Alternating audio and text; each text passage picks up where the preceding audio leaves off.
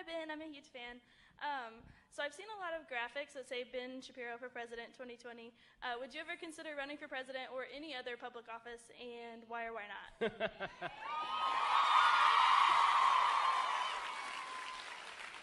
Well, I mean, I believe that there's been a constitutional amendment put in place that means you either have to be a reality TV star or a relative of a former president in order to run. So I'm not sure if I qualify. You know, I wouldn't rule anything out. I wouldn't rule anything out.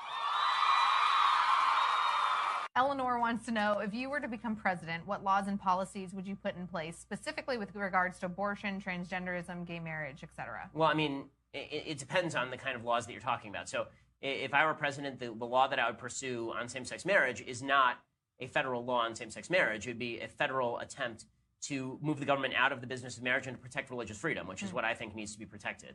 And the reason I say that is because if I can put in place a law that enshrines traditional marriage again, unless it's a constitutional amendment, then the left is immediately going to come back in and just get rid of that law as soon as I'm gone, and they're going to go back to status quo ante. So what I would suggest instead is disestablishing marriage at the government level, and instead, you want your church to perform only traditional marriage is great. We'll have a law in the books that says that you can do whatever you want on this issue. I mean, it's called the First Amendment. We shouldn't have to have a law for it, but we do need religious freedom restoration acts on the state level and the federal level. As far as transgenderism, I would not encode in federal policy the perverse notion that the federal government is in charge of paying for your sex change, for example. Like we did for Chelsea Manning? Yeah, I think that's absurd. And I would also not, I would also fight very hard the ridiculous notion that the Civil Rights Act is supposed to cover, the Title IX of the Civil Rights Act is supposed to cover transgenderism. You can't have it both ways. Either the Civil Rights Act is based on discrimination against women, or it's based on there's no distinction between women and men. You cannot do both of those things at once. I'd be mostly concerned on these scores. It would be mostly about preserving religious freedom rather than, and getting the government out of the business of funding everything altogether. So that sort of takes care of the problem more generally. A lot fewer executive orders. I'm not a huge fan of executive orders because I think that executive orders, especially if you have Congress, I mean, right now he's got a majority in Congress, so you should be able to pass some pretty significant laws. You know, first order of business on an executive level. I think a lot of what Trump is doing, you know, as far as attempting to build up the military is correct. I think slashing regulations is correct. I think that, you know, an attempt to restructure entitlements would be very high on the priority list. If you're going to do it early in your presidency, obviously, because you're going to feel blowback for doing it. And if we don't fix the entitlement problem, then the government's basically done. I mean, 80% of our budget is entitlements, essentially. Only 20% is defense. Yeah, I think that I would also I would have a basic rule. And the basic rule will be I will not sign any bill that is longer than 3 pages and not in plain language. I want the American people to understand what it is that people are voting for and what they're signing. I would also fire half the executive branch immediately. I would disband not just 3 departments, I would disband a lot of departments. And I won't bother naming them because oops. So I would get rid, I think that government by executive fiat is gross. I don't think that's what the presidency was designed to do. And I would try to take structural measures to undermine the power of the federal government so that the person who came after me could not revamp it. I would devolve a lot of power to the states. I would devolve a lot of power to localities. As I say, I would try to break the public sector unions as fast as possible because I think that they're bankrupting the country. And a lot of the stuff I could do inside the executive branch would be stuff addressed to the executive branch. So it wouldn't be addressed to, you know, areas that Congress has already spoken on.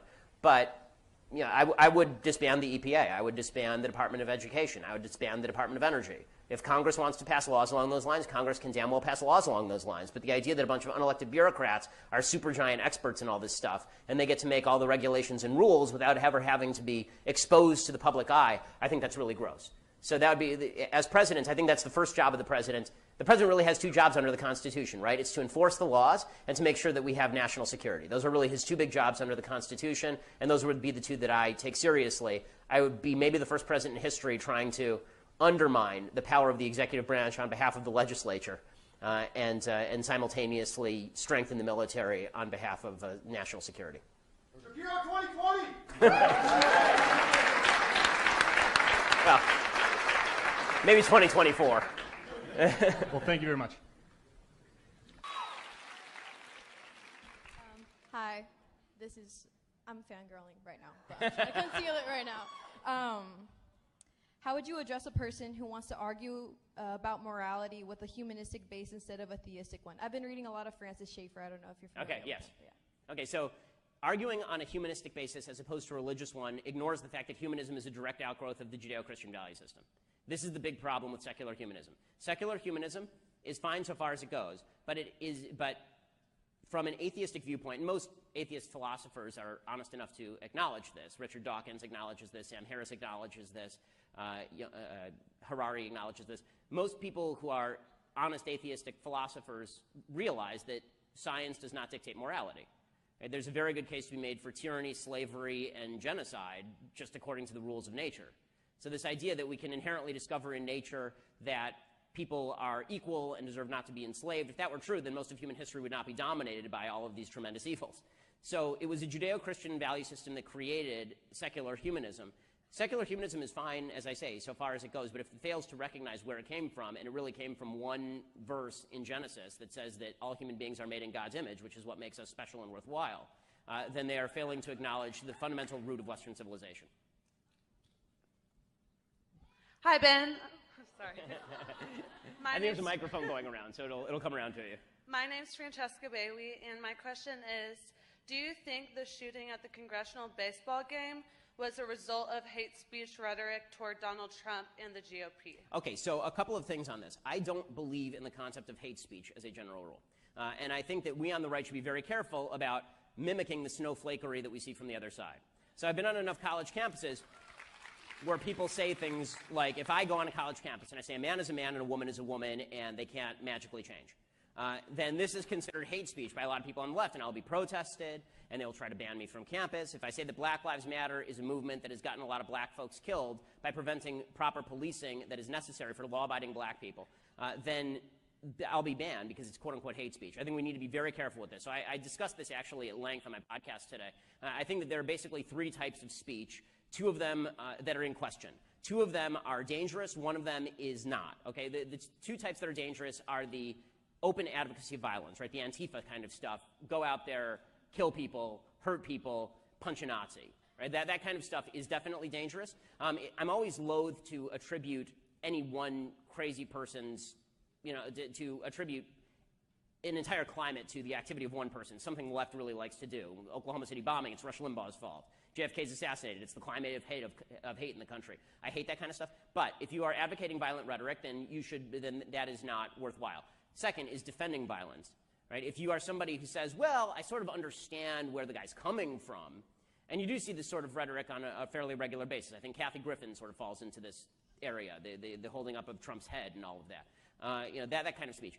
Where I get dicey on this is when people start saying things like, well, the left, they call themselves the resistance. Isn't that terrible? Guys, like 6 months ago, we were calling ourselves the Tea Party, which is an active anti-government resistance group historically. So, no. When the left says that Trump is a fascist or he's a tyrant or any of this kind of stuff, I don't care. I don't think that drives violence, and I think that we have to be very careful that we don't end up in a situation where we're attempting to ban speech ourselves because we think that it's quote-unquote dangerous. So that's sort of the breakdown in terms of speech. Hi, Ben. Thanks for tweeting me the other day. I literally cried. And true story. And secondly, do you believe that we have a wage gap, like a current wage gap? Between men and women? Yeah. Okay, so there is no wage gap between men and women for women who are straight out of college and are single and do not have kids. The wage gap not only does not exist, there is, if anything, a reverse wage gap. So according to a study quoted in Time magazine in 2010, women are earning 8% more than men in 50 major cities across the United States, on average coming straight out of college. The truth is that women take more time off from work. They take different jobs than men. A lot of high-paying jobs for men involve men going into really dangerous places and doing really dangerous things that women either don't want to do or aren't physically qualified to do. I mean, I'm sorry to break it to the left, but it turns out that on average, women are not as strong as men. So, they're going to be more male firemen than fire women, just as a general rule. When it comes to the reality is that the wage gap it entirely disappears once you factor out the types of jobs that are being done, the amount of time in the workforce, the amount of time taken off, the number of hours worked. My wife, again, not to use her as an example for everything, my wife's a perfect example of this. She took off a year between her residency, between med school and residency. Between second and third year of medical school, she took off a year to take care of our first baby, and then she took off a few months after she had our second baby before she went back to residency. I took off a week both times. And that's not because I'm so strong and tough or because she's so weak and fragile. She's really tough. It's because my wife wanted to spend time with our kids, and that was her choice, and thank God we were able to make that happen. So that's not, that is not a rip on women at all. In fact, I think it's glorious that so many women want to take time out to do the most important thing that any human being can do, which is raise their children.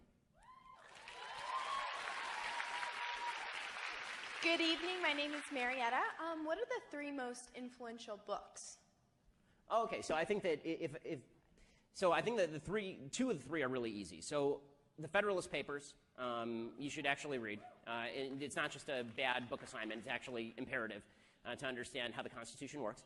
There's a book called Economics in One Lesson by Henry Hazlitt, which is like 150 pages long. You can read it in a couple of sittings. It's really great stuff.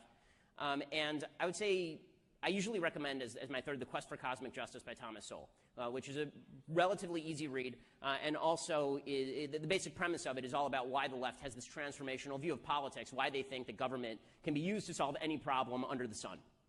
And those 3 books, you read those, and that gives you a pretty solid grounding in conservative thought. Dude, I can't recommend my own book. It's on sale on Amazon for $11.99.